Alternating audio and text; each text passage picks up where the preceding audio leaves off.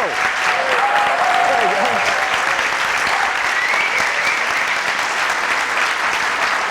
Far out. Thank you.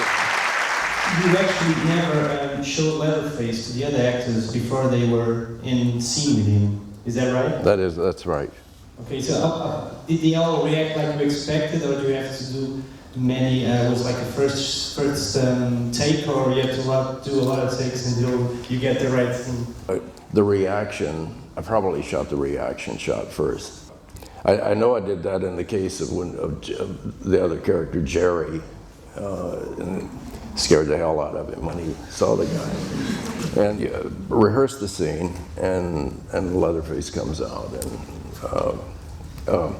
but I needed something to end the scene, a button on the scene. So we stopped production in the middle of shooting this scene and installed the metal door. And I mean, like spontaneously, but except it took a couple of hours and I had to shut the production down. I didn't show like impact, and I didn't show like penetration of the hook and Pam's back, and that was so I could get a rating, so the MPAA would let me show the film, and so the suggestion, one of the things, mostly, someone gets hit in the head with a sledgehammer. I mean, the one would think, it's like they're dead straight away.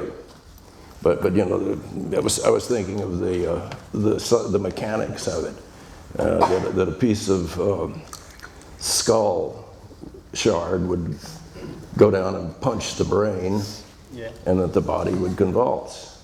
And actually, that convulsing is a little more terrifying than Yeah, and because I think it was Hitchcock that said, it's hard to kill someone, that it isn't that easy. And usually in film, up to then, people would have a dagger and stick it in his, or shoot someone with an arrow and they're dead. And so, I wanted to show the horror of that.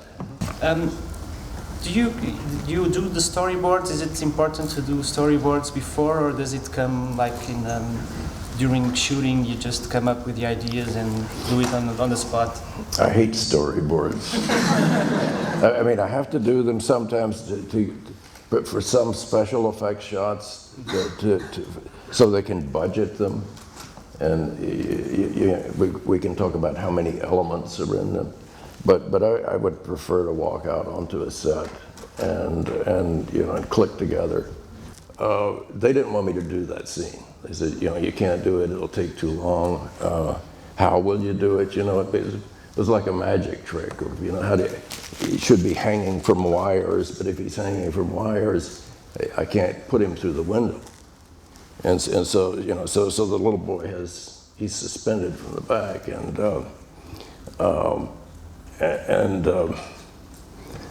they saw that then in dailies at the studio.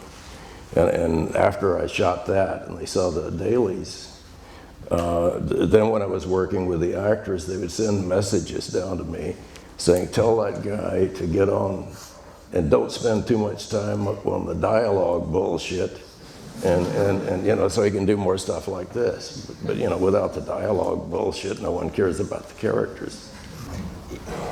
Does it have to do a bit with your experiences your first experiences of fear, like as a child going to this kind of amusement parks?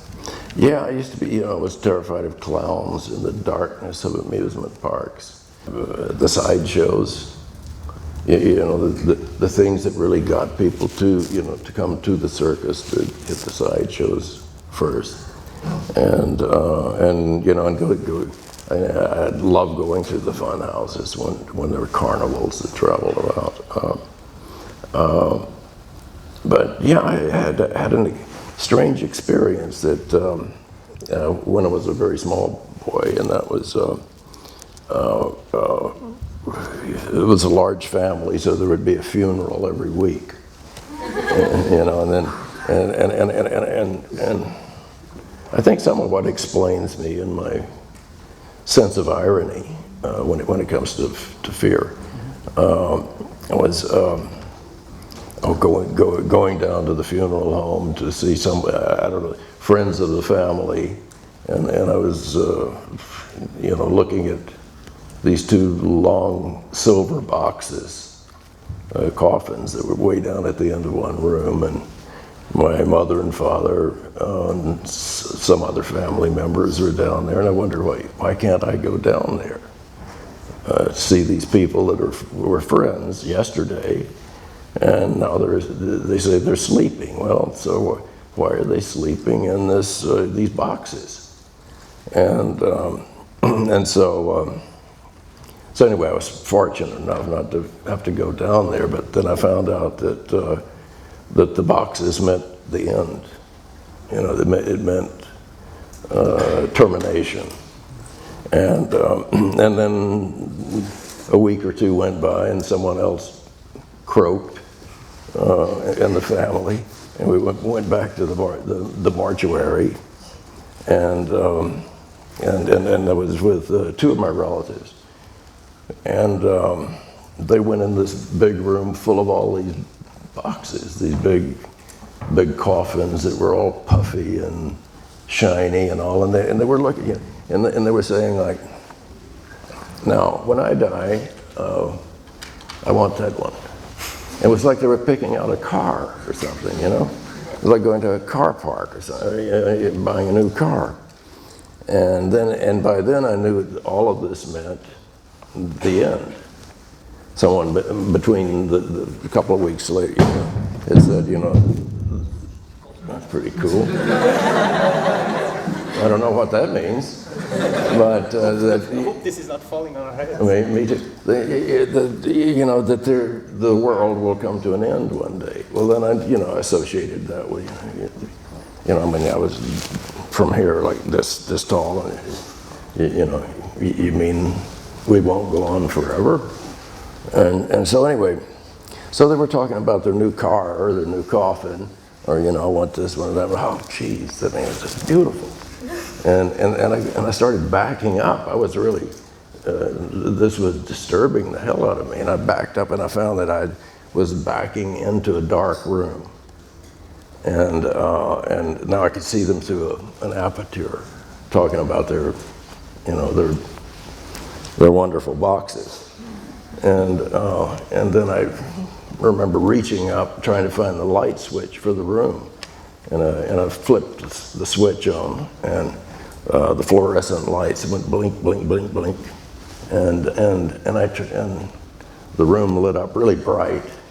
And then I turned around, and what I saw was these beautiful boxes, only they were like this big. And it scared the shit out of me. And I said, I mean, oh, so you don't have to be this tall to fit in. They have little boxes, and I found this, you know, this ironic horror in this whole thing.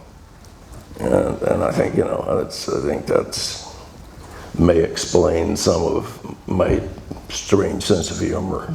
Usually, filmmakers say that the most difficult genres to pull out is horror and humor. Do you agree with that? It's easy for me. I don't know.